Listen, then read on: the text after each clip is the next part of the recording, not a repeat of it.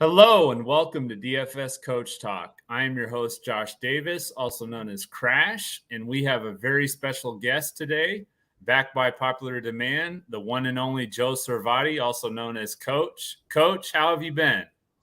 Fantastic, my friend. I'll tell you, life is great. It is wonderful.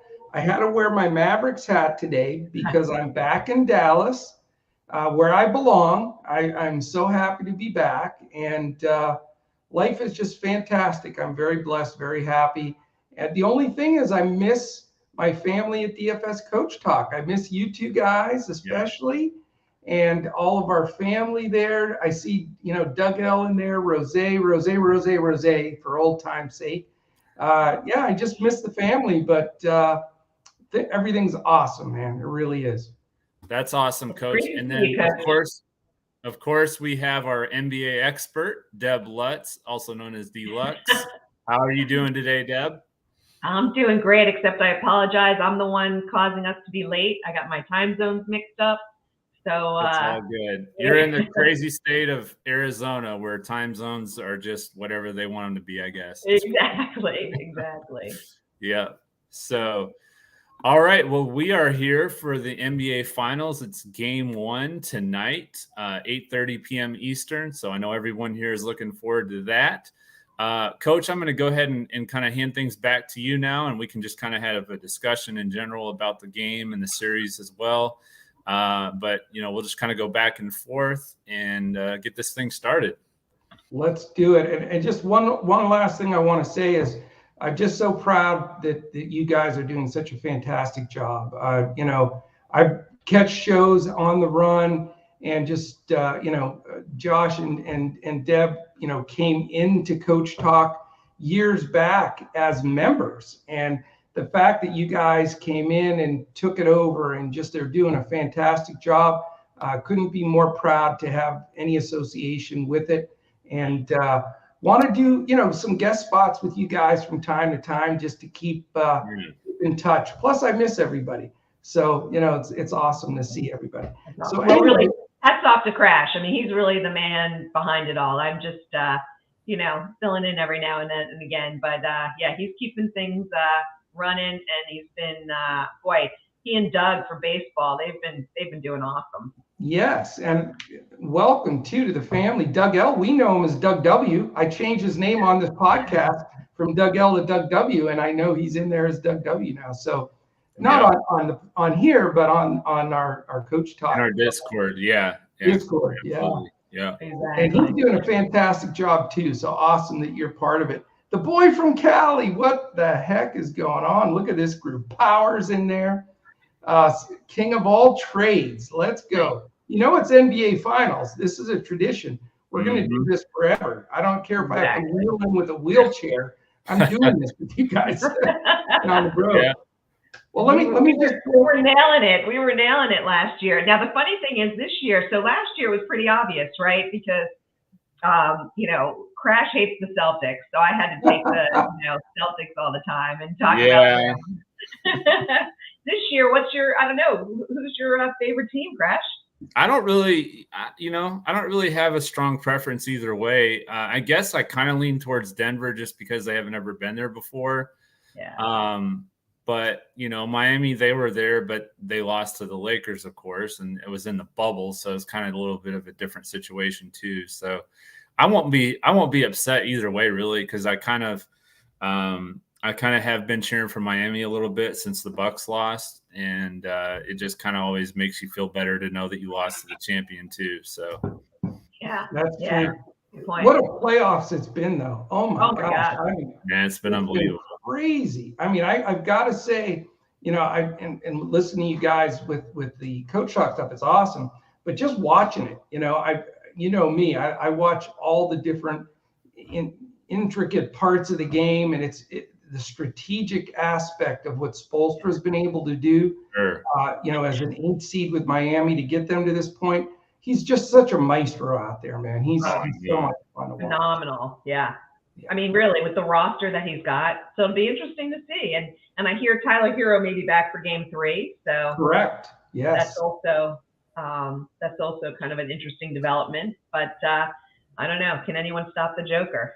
That's going to be the big question. Joe K, how you doing, Joe K? Man, I miss all these people so much. I love you guys. Right? These guys are great. These guys are let me give a little set of where we're at with this finals game and just sort of put everything into perspective. First of all, the fact that we have a number 8 seed against the number 1 seed is very unique. You don't see that often, ever. And do you guys know how many 8 seeds have actually won an NBA championship? Any 0. guess? Deb? I don't think any have. You're both correct. It has not happened. So we may get a first in a year of all these crazy firsts. We may have another one. So we will see. Yeah. Although Vegas doesn't think so. So let's open up with that. I mean, first of all, the series price here, guys, and I'd love to get your feedback on this. I'll go to Crash first once I read them off, and then Deb, and sort of, we'll do predictions at the end. But right now in Vegas, the Nuggets are minus 405, and the Heat are plus 325. So huge underdog. I mean, you're talking 4-1 here. Is that warranted, Crash? It seems a little high to me. I think this series is almost not quite a toss-up, but closer to that than, plus 405. Is that what you said? Yeah, 4-1, basically. I think it's closer to a toss-up. I think it's going to go probably, if not the full distance, at least 6 games. So. Okay. That's interesting. I mean, most people I talk to think it's going to be done in 5. They think, Denver's the dominant team. But you look at what Miami's done in this playoffs and who they've beaten and how they've beaten them.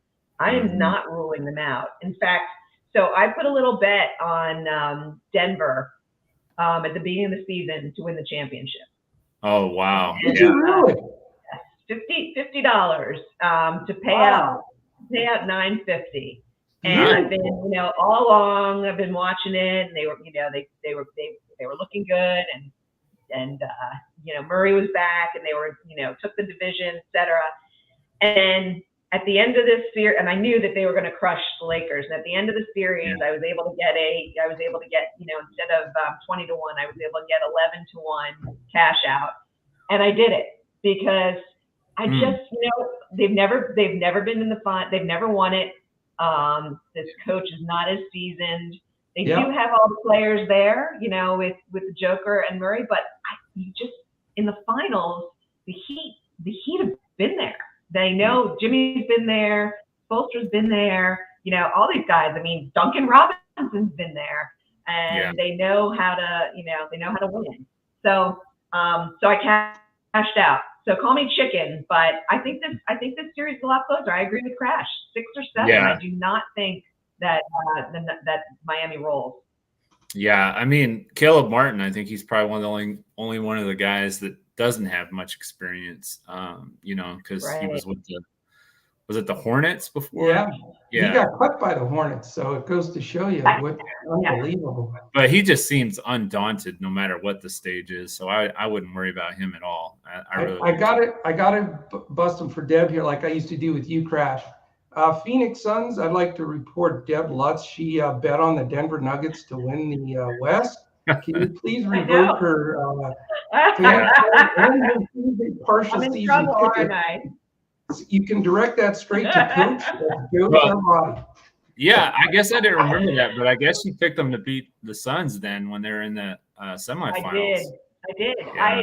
I did not. Now, this is the beginning of the season, so before they had, before they made the trade, and I just looked at the team and I was like, this team's not going there. Now they may make a trade, and then they did it and didn't even make them any better. Yeah. No doubt. I got to say hello to Garage Junkie Productions and my man Travis Wyndham from the hotel chain. I stayed at a Wyndham Hotels about 3 weeks ago, Travis, and I thought about you, my friend. And Joe K and everybody jumping in here. I love you guys. So I agree with you guys. First of all, you guys know me from doing these shows forever. I base a lot on coaching. I just think that it's underrated, especially in the NBA. And to me, Spoelstra is the best coach in the NBA. I know Pop is Pop, but he's 100 years old. God bless him. And he also has Wembanyama. How about that, guys? Yeah. Hot Wembanyama. Amazing. Isn't that crazy? That's wild. That is wild. Amazing. Yeah, I think we have the two best coaches in the NBA right now. Personally, I You think like Mike Malone that much, huh? Yeah, I really like him. Yeah, I think he's good. I really do, but I just don't think he's on Spoelstra's level. I mean, I think Spoelstra's the best. I do think he is the best coach in the NBA right now. Yeah. But in Boston, that poor guy, he's a rookie coach, and he had to go in the Eastern Finals against the most tenured coach in the league, that other than Pop. So that's not easy. But right. Yeah. Do you see the contract Monty Williams got? Oh my gosh. No, I didn't. He could make so much more money as a coach than he ever did as a player. Yeah. That's unbelievable. Was it 6 years, $78 million? Are you serious? With some sort of an option or some sort of bonus structure to get to $100 million. As a coach. As a coach. Yeah. Well, I know Monty personally. I didn't, we're name dropping. I remember that. Yeah. I'm a massive fan of his. So I'm so thankful that he got paid. Good for him. That's amazing. That is amazing. Oh, that's going to really jack up the coaching salaries across the league now. That's for sure. But very cool. But anyway, I'm with you guys. I mean, we'll save the predictions till the end, but I think you're personally, I get it. I mean, I even talked to a buddy of mine in Miami, and he said, dude, I'm afraid we're going to get swept. And I'm like, what is wrong with you? You've got Spoelstra and all this experience against Denver. Denver, KCP has a championship when he was with the Lakers, but they've never been to that dance. Murray doesn't know what it is. Joker doesn't know what it is. This should be a damn good series, in my opinion. Yeah, I'm really looking forward to this series. I think that this is I think these are the two best teams. I thought Milwaukee and Denver basically all year were the two best teams, but with what happened in that first round, where they're at now, I mean, they're the most consistent too. That's the thing they kept saying about on Inside the NBA, they kept talking about how the Lakers and the Celtics were so inconsistent, and they really were. So I think these teams are very consistent, so it should be a really good series. It really should. Let's look at the line for game one, because obviously in DFS, that's what everybody cares about, and in the bettors as well. Nuggets are a big 9-point home favorite, and it's a 219 over-under, which seems a little low personally. They played twice this year. Denver beat them both times. Both games were close, 4 and 5 points. But, you've got Miami, who's obviously was stretched to 7 games. Denver's been off for over a week. Mm-hmm. And Miami has to go into the elevation in Denver. I know we always talk about that, but it really does make a difference. I was actually in Denver. I talked to Crash when I was in Denver a couple of weeks ago. And you can definitely feel it when you're walking around, you get a good step going, you take a deep breath. There's a difference. And I know it's not dramatic for those world-class athletes, but it's a difference. So I don't know. That spread early, do you think that first game could blow out? Number one. And number two, is that going to affect how you build your lineups, Deb? Yeah, I think it's funny because the rest can often hurt a team. So I think, Denver may start a little bit slow in this game. They're a little rusty. But I think that with the altitude and with the time off, I think they end up winning this one pretty handily. I don't think it's a blowout per se, but I wouldn't be surprised if they won by double digits even. And, it kind of kept things moving along the way, but really took things at the end. I don't see Miami winning this first game. In fact, I wouldn't be surprised at all if Miami does go down 0-2 and then they claw their way back. Okay. Crash? Yeah, I think Miami keeps it close, but I think that Denver pulls away in the end. I think it's probably somewhere, I'll give my game one prediction later, but somewhere in the 5 to 10 point range, I think Denver will win by. I think it'll be fairly close tonight. Yeah.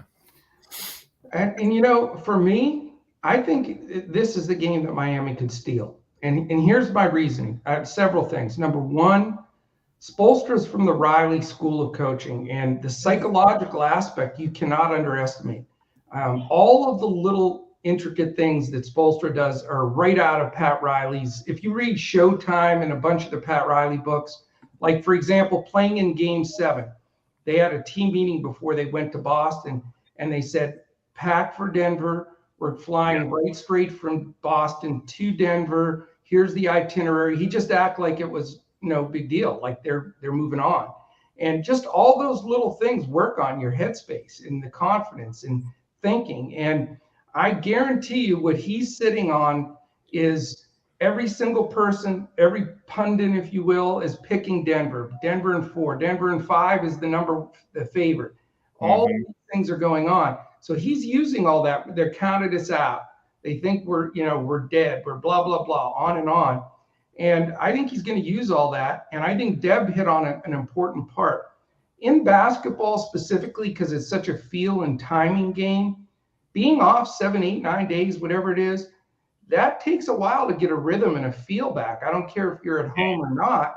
Plus, that extra adrenaline and that nerves of being in an NBA Finals. I mean, Joker and Murray, who are going to have to carry this team pretty much, in my opinion, have never been there. So they've had every day and every night when they go to bed thinking about, oh my goodness, this is my first NBA Finals.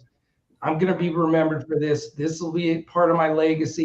You do that 7, 8 nights in a row, it starts wearing on you. So my feeling is if there's a tight one, if Miami can steal one, I think it can be in Game 1. So for me, when I'm building DFS, I'm going full board. I think I'm hoping and expecting this game to at least be down under 10 and under for sure, all the way down the stretch, which means no crazy lineups, switches. It'll be the regulars, I think, getting the full minutes, in my opinion.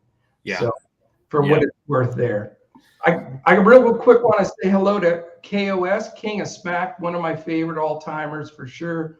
Great to see you in here, buddy. I miss you guys, and I'm always watching and looking. And you guys can always DM me, too. On Twitter, I'm at Joe Sarvati, if you guys ever want to catch me there or have any questions from there. So that's the line for Game 1. I do want to mention for the bettors, too, 219 seems like a little bit of a low number. Don't you guys think?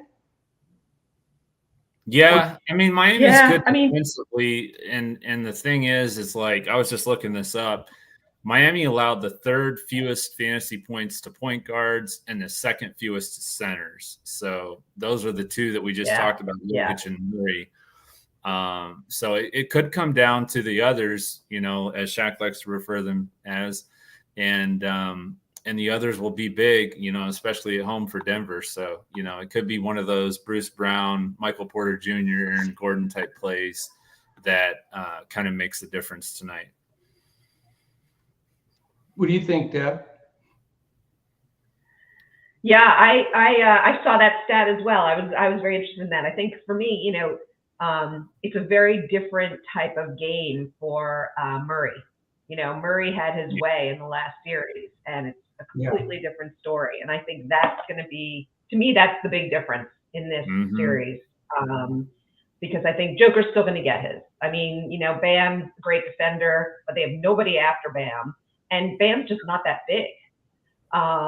So I think Joker's going to be able to bully his way in there a little bit. So I think he gets his, but I think Murray's going to be the one who's stymied a bit. And I think it is going to come down to, I think they've got, they'll have a good defensive structure on Jimmy Butler, but they're not as good defensively as the Celtics. So I think, Jimmy will probably do all right. I do think it comes down to the others. And I think, when I look at that, the guy that I think is not going to do pretty well, because I'm imagining Jimmy Butler's going to guard him, is Michael Porter Jr. I think he's going to be shut down as well. So if you shut down Porter and you shut down Murray, I think it gives the Heat a bit of an advantage on some of these other guys. That's interesting, Deb. So you don't think that they'll put Jimmy Butler on Jamal Murray? I don't think so. I mean, that hasn't been. I think Gabe Vincent can do a nice enough job on Murray. I don't think they need to put Butler on. Okay. I was thinking they would have Caleb Martin on Michael Porter Jr., but I mean, either way, they're both good defenders. Yeah. Good point. Good I mean, point. I don't know. What do you think, Coach? I think the big decision for Spoelstra, and I don't know which way he's going to go.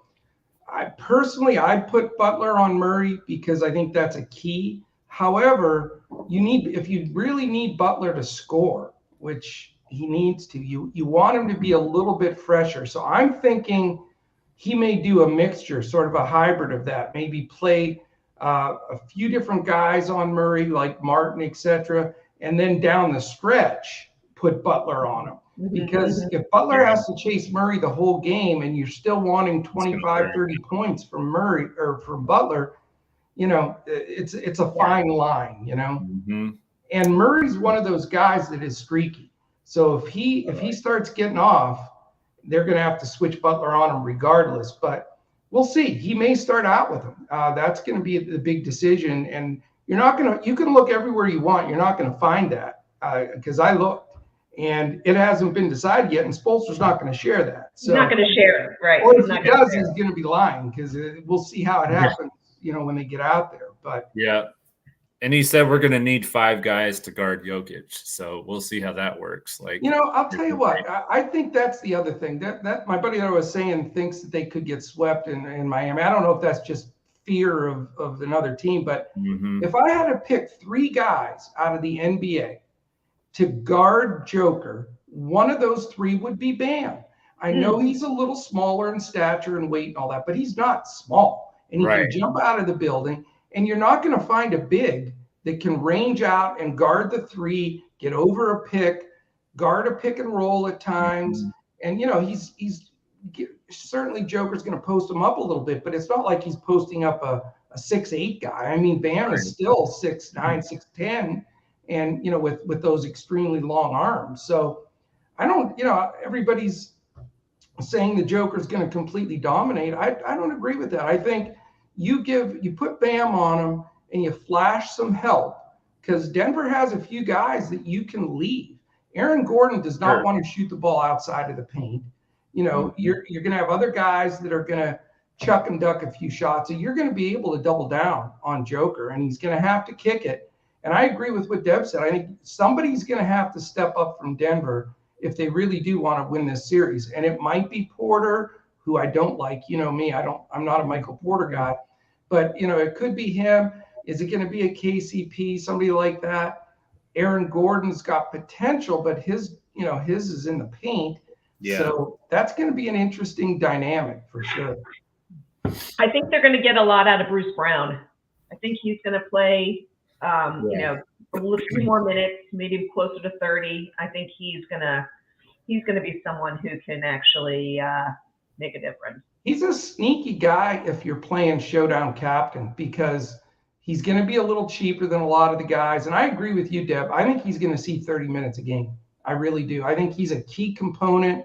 He fits with this team. He guards.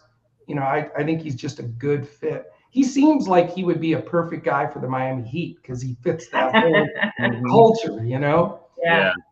Let's take a look real quick at the lineups because we were talking about matchups a little bit. First of all, from the injury standpoint, the only guy out for either team is Tyler Hero. And as Deb mentioned, with that broken hand, he's supposed to be back for game 3. So that will be a nice lift for them. I don't know. Hopefully it doesn't mess up their chemistry, but I think it'll be a great lift for them when he does come back. So don't be surprised if he suits it up in game 3 in Miami, but he will be out for sure for game 1. So it looks like that the starting lineup that got Miami to this point of Vincent, Strus, Butler, Martin, and Adebayo against Murray, Caldwell Pope, Porter, Gordon, and the Joker, the same lineup they've used forever. The matchups are going to be key, and we could debate that here all day long. What will be interesting to see, and another guy that I want to point out here, and I'd love to get your guys' feedback on it. I get it. Gordon doesn't want to shoot the ball outside 5 feet, but I'm not sure now that Miami's gone to the smaller lineup with Caleb Martin starting at the 4.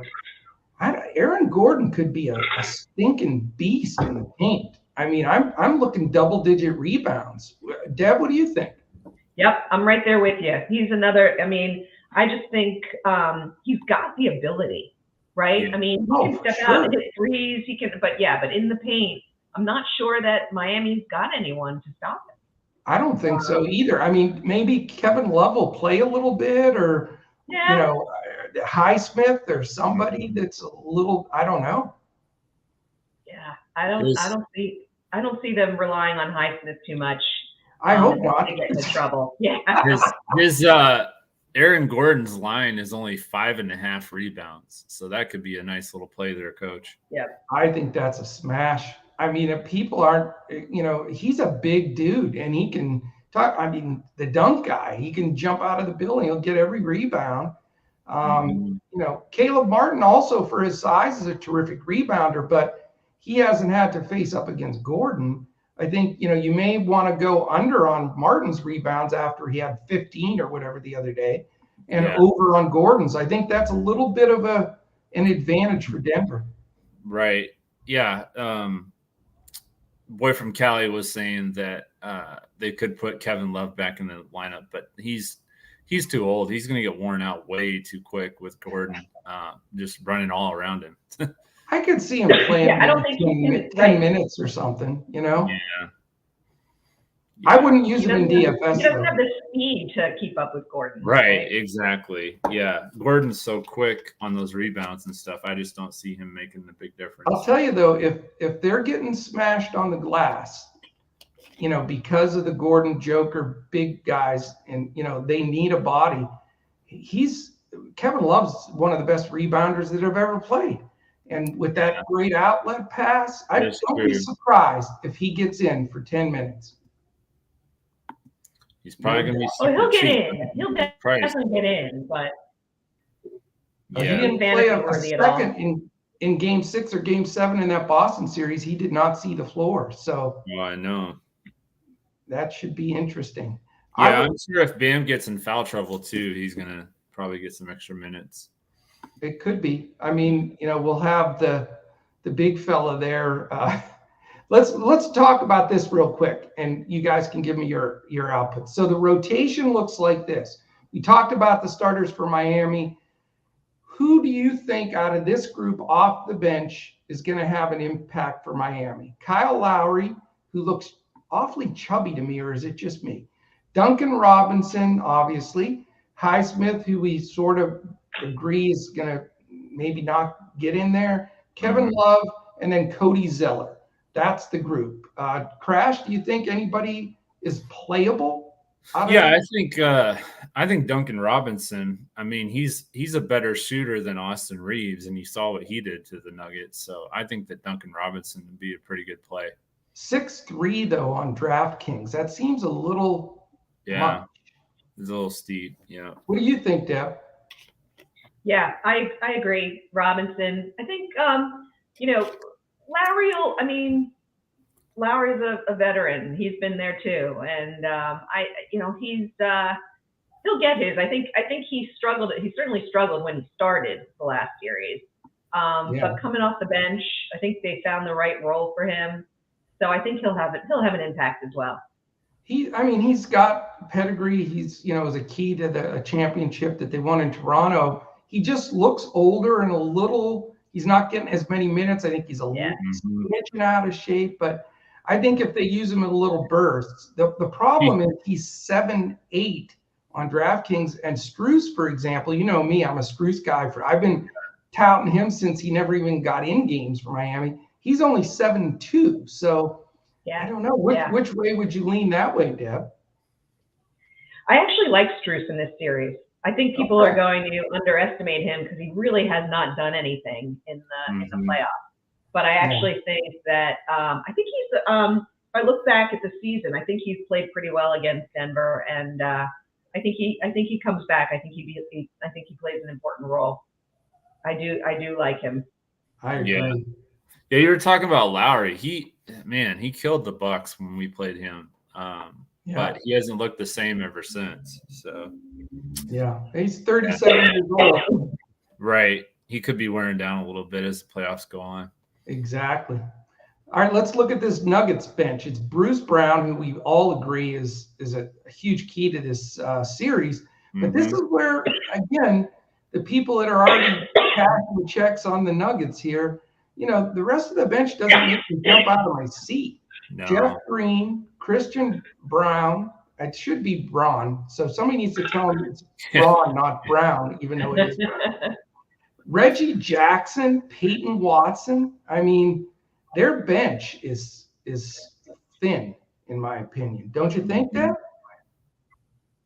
Their bench is really thin. Yeah. I mean, they don't have anybody, if you think about it, I mean, beyond Bruce Brown.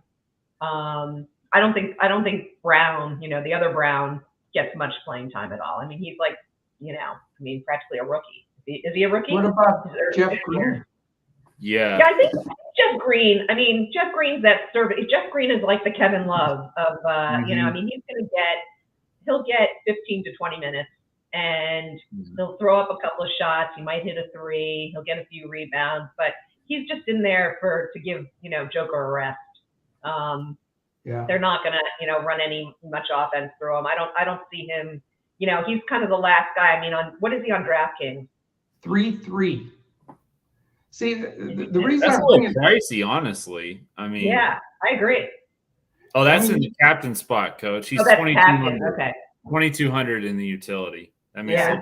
Here's the question I have too, because we're in this dilemma, and it's going to be hard when you start making these lineups because everybody wants to use one of the studs. It's hard not to want the Joker or Butler or whatever, but man, from the standpoint of salary, it's brutal. So you've got to find somebody that's going to be a wild card out of this group, unless you just play, the Martins and Porters and Adebayos and don't go all the way to the top. But I don't see a lineup you can build where you're going to have a stud or two and then not have to reach in to the bag of tricks here, because Bruce Brown is expensive, even though he's great. Yeah.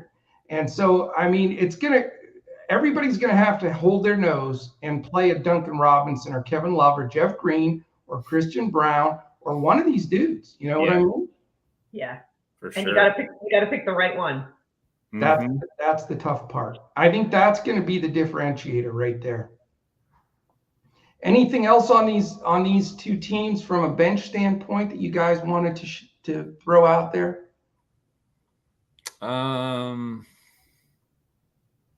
No, I mean, I think, like we said, Denver doesn't really have the main guys outside of Jeff Green and Bruce Brown off the bench. I mean, Christian Brown's playing some. I don't think Thomas Bryant, I mean, he's not really getting any minutes. I mean, I'm surprised by that. They haven't played him at all.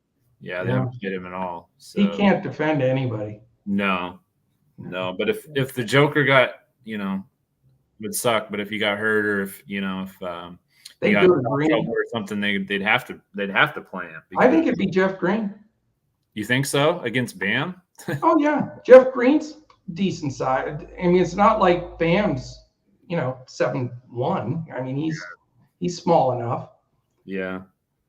It'll be interesting though. I mean, there's no question about it. I think that's the main stuff on this game. I mean, the key is going to be, I guess, I'll pose this question to you for game one. So we'll focus on that. We talked a little bit about the series. Who are you looking at give us like 2 or 3 that as of right now, if you had to make your lineup this minute, that you're looking for as your captain, Crash? I still lean with the Joker. I think that he is the most matchup problem for, either side. I could see going with Butler or Murray, but, like we talked about with Murray, the Heat are really good against point guards. With Butler, he's just been kind of inconsistent, really. I mean, it was a little surprising to me that Caleb Martin didn't win the Eastern Conference MVP. I thought he should have won. He should have won it. Yeah. Let me pose this question. Really, Butler hasn't been the guy that I would just say, yeah, he's definitely going to be my captain for Miami every game. I mean, you can switch it up, definitely. I got to pose this question to you guys real quick. because this is interesting. Now, if you're trying to win a tournament, you can't do this. But if you're playing cash and you want to stack it up, how about this strategy? Because I was looking at this. What if you're going to play Joker as your captain? You're going to be real thin on salary. Mm-hmm. So what about your last man in being somebody dirt cheap that might get a 0, like a 1.5K Christian Brown, or 2.1K Haywood Highsmith? Is it worth it? And you guys can answer me, because I'm thinking about this. Again, this is cash only. Is it worth it to take a possible 0 just so you can stack that top end with Joker and a few other guys? There was actually a string of games there for a while where the winning lineup was doing that night in and night out. They'd have somebody that wouldn't have any points, but the way the salary worked, they were able to play like 4 top guys. So I'm gonna go Joker, Butler, Deb Lutz, JP Davis, and yeah. The winning lineup. Yeah. What about you, Deb? Players. Is that something you do? Yeah, for you're talking about for a GPP or takedown, because cash, you're talking about cash only. Cash on DK, I can make it work, but I'm fading Butler and Murray. I'm going with Joker at the top, and I can make it work with all solid guys. Yeah, and not have to dip in, because I think that drop off is going to be huge. I think you're going to get, there's nice pricing on the Struces and the Popes and the Lowrys, and they're going to get 30 plus minutes, and these other guys coming off the bench are going to get 10 to 15. So I just think the drop off is going to be so big. So you can put Joker at the top, because like I said, I just don't think Murray's going to have a breakout game. He's going to be more in the 35 to 40 range as opposed to the 50 fantasy point range. And I agree. Like, I think Denver's strategy has to be to go after Butler, right? I mean, he is the only one who can seriously hurt you. So if you limit him to his points, I just don't see Bam. I mean, Bam still, to me, I always look and I never want to play him. I know. He seems to underachieve a lot. And I don't see him overachieving in this matchup. So, he's going to have to be out there all the time for defense because they don't have anyone else. But right. I just don't love his, the way he's been playing. So, I think you've got to really focus on Butler. And, if you're, let Duncan Robinson beat you. So I'm probably for cash, I'm probably going to fade both Murray and Butler. Yeah. If there's ever been a time when you have to play a really different lineup for cash compared to GPP, if you're trying for a takedown, this is definitely one of those. The strategy, in my opinion, you really have to differentiate depending on what contest you're in, because, you really can't take anything down with a 0 on the board. So, you got to just look at it from different perspectives of the way you build it. So very cool. All right, let's dive in. Did you see Boy from Cali's comment? Game 6 Boston. Boy from Cali, his comment. Game 6 Boston Heat. I won with 0 points from Highsmith. I was in 7th place in the $12 single entry. There you go. Huh. Yeah, it can happen. And I mean, that's the strategy of the showdown slates, and when you're super top heavy with the stars. I mean, that makes, there's no question it can be done. I don't know that we need go ahead. Sorry. No, go ahead, Deb. Go ahead. Who is your number one, and for a GPP, your number one choice for captain? Obviously, it's not going to be Joker or Butler. Which, by the way, the pricing seems off to me on Joker versus Butler. Right? Joker's extremely expensive. There's no question about that. Yeah. But Butler's so close to. I mean, Butler's only 600 points difference. Yeah. They're both very, very expensive. Yeah. I would say probably Bruce Brown, the guy we were talking about earlier. Yeah. For me, I know that I'm going to get a lot of heat for this, but I'm probably going to go Aaron Gordon because he's sub 10K. I think it's a mismatch.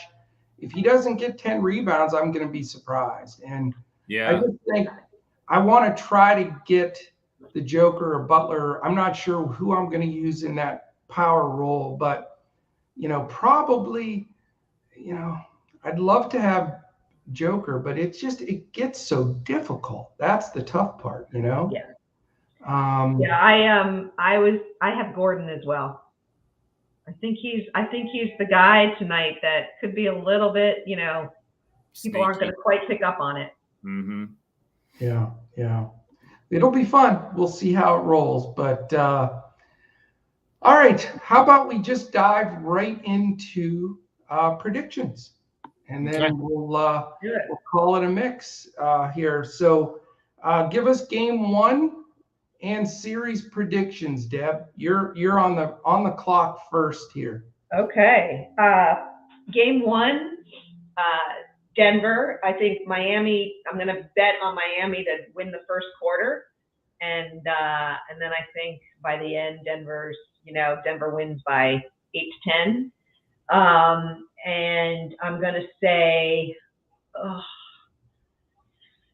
going to say Denver in 7, all the way to the end. You should have held on to that bet then. I know. I'm not confident enough, though. Yeah. Crash, what do you got, buddy? So she said Denver by 8 to 10 tonight. Is that right? Yeah. Yep. Okay. I'll take Denver 112, Miami 106. Okay. And for right the at that series, 219 is 218, so that's right there. yeah. And for the series, I'll take Miami in 7. All right. Very nice. Wow. 2 of 3 of us are going to pick Miami. People are going to make fun of us if Denver sweeps, but it's okay. I'm taking Miami in 7. I'm going with experience and coaching. And I think Miami comes in here and wins this game 111-110. I think they come in. I know I'm way out there on a limb, but it's okay because I only do this show now like once a year. So it doesn't.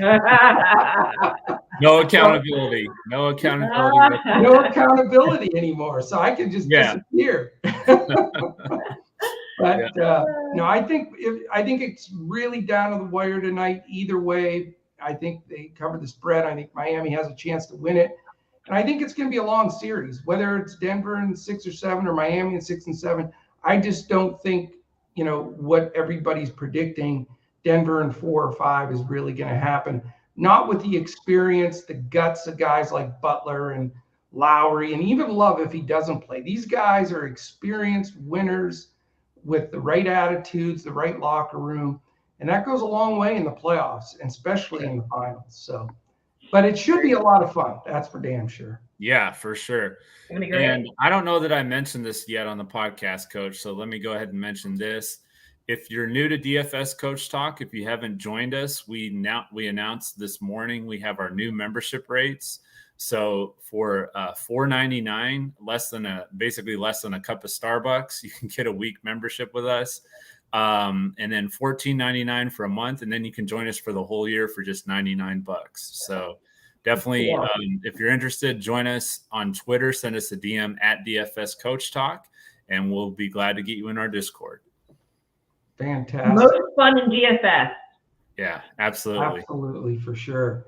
Well, thank you guys, Crash and Deb, for everything you're doing with Coach Talk. I love seeing everybody in here and being on here with you guys. And like I say, I'll pop up once in a while and say hello for sure. But keep up the good work, enjoy it, and appreciate everybody. And again, I'm at Joe Sarvati. If you want to shout me anytime, I'm happy to communicate with you on Twitter. And great to be back in the Lone Star State. I'll be catching a lot of Luka and Kyrie next year. Got to get Kyrie signed and get that whole thing rolling. But very excited about that. So again, thank you, Deb, Josh. You guys are like brother and sister to me. I love you guys and appreciate the Coach Talk family, and enjoy this NBA Finals for sure. Yeah, it'll be a lot of fun. Definitely will. Anything you want to add, Deb? No, this has been great. Let's do it again before the finals are out, and looking forward to a great series. Should be a lot of fun. Yeah, it should be a lot of fun. Maybe we can do, like you said, maybe before the finals are out, maybe a game 5, game 6, closer towards the end of the series. If it goes that long, which I think it will, try and get another 3-person booth out here. Thank everybody for joining us today. We'll have our MLB lineups tonight. And of course, our NBA will post at 8 p.m. Eastern. So I hope everybody has an awesome Thursday. And we'll be back again soon as we look to crush it in NBA DFS. Thank you.